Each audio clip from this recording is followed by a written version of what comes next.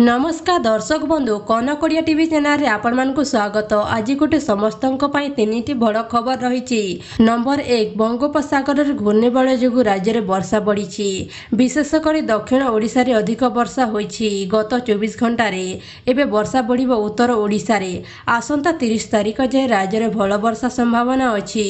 शुक्रवार राज्य रे 14 जिल्ला रे प्रबल वर्षा आशंका अछि। 15 जिल्ला रे घड़घड़ी सह 30 रु 40 किलोमीटर बेगरे पवन भी बही पारे। एनी सतर्कतामूलक पदक्षेप नेबाकू पाणीपाग विभाग चेताई देइछि।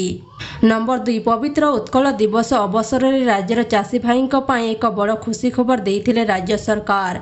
चाषी मुहरे टिके हस देबा पई राज्यर 53 लाख रु अधिक चाषी को कालिया किस्ती बंटन करथिले पूर्वतन मुख्यमंत्री नवीन पट्टनायक। तेबे सूचना अनुसार पीएम किसान टंका चाषी खाता को आसीबा परे एबे कालिया टंका को नै जोरदार रे चर्चा। बंद होई जीवन ना चालू रहिबो द्वंद्वर हिताधिकारी। जदि चालू रहिबो तेबे केबे आसीबो कालिया टंका एने समस्तक मनरे प्रश्न उठिछि।